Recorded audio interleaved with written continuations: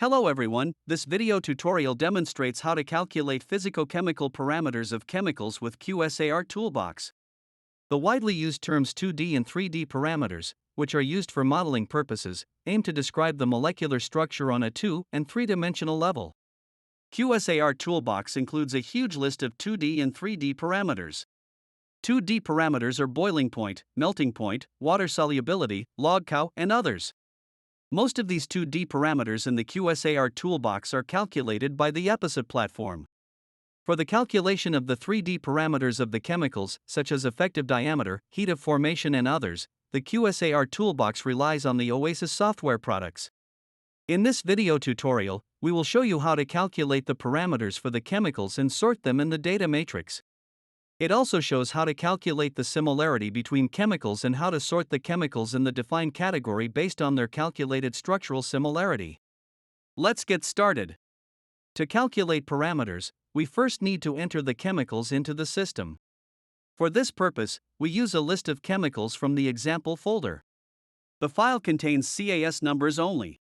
In this case, the system offers to search for the corresponding SMILES in the Toolbox databases. Please confirm. A new window appears with information about the result. Confirm here. The chemicals are now loaded into the data matrix. To see where the 2D and 3D parameters are located, we expand the parameters level of the endpoint tree. Now we see two sublevels that are linked to the 2D and 3D parameters. Let us open the 2D level. A large list of 2D parameters is displayed, sorted alphabetically. If you right-click on the list of parameters in the endpoint tree, you will find options for calculating the parameters.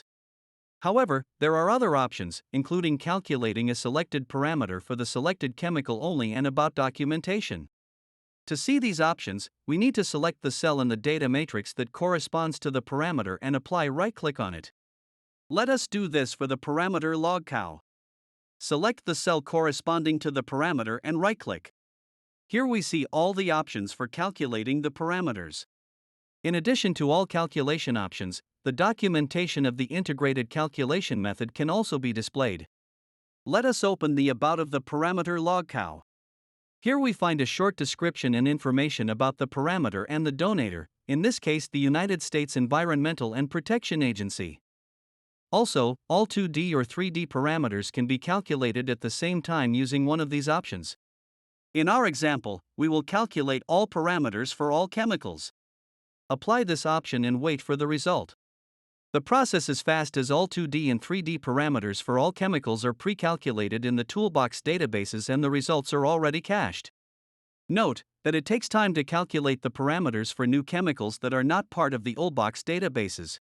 Once the parameters are calculated, the chemicals in the data matrix can be sorted in ascending or descending order depending on the calculated values. How is this done? Select a calculated parameter, for example log cow, then right-click and select Sort. Then select one of the possible options, ascending or descending. For example, let us sort them in ascending order. The second topic of this video is the calculation of similarity. Please note that to calculate similarity, we need a target chemical. Otherwise, no calculations will be performed. To see more details about the similarity calculation, we need to open the options that can be accessed via the right-click menu on the similarity parameter. Here we see several different methods for calculating the similarity with the corresponding formulas on the basis of which the similarity is calculated. There are also additional settings that can be changed according to user preference, but the system works with these default settings. Keep in mind that similarity analysis is typically applied as one of the last steps in the read-across process when mechanistically dissimilar chemicals are eliminated. Let us now define a chemical based on which the similarity will be calculated in the external list of chemicals.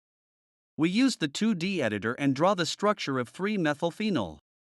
Once the chemical to which the similarity is to be calculated is drawn, we can apply the parameter to the external list of chemicals in the data matrix. Let us calculate the similarity for all chemicals. The estimated similarity in % appears in the data matrix. Further details can be displayed by double-clicking on a cell with the result or right-clicking Explain. The defined structure based on which the similarity is calculated is shown on the left and the explained structure on the right. The notations below are the so-called atom-centered fragments. This is a fragment where the blue atom is the central atom and its first neighbors are highlighted in red.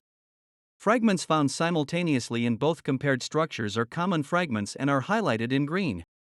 The red-colored atom-centered fragments are found only in the corresponding structure and are designated as unique to the structure. The number of common and unique atom-centered fragments is used in the respective formulas for calculating similarity by Dice, Tanimoto, and others.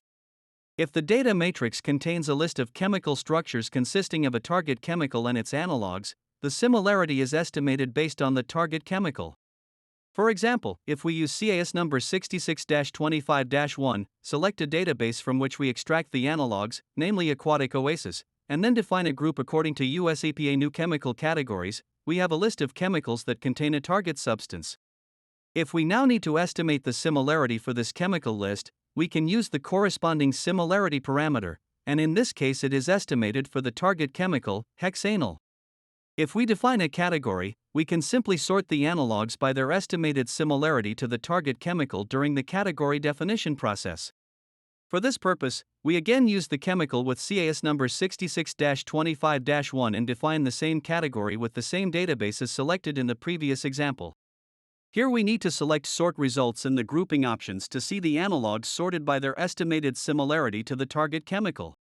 The chemicals are displayed in descending order, meaning that the chemicals which are most similar to the target chemical are the first in the row. Congratulations!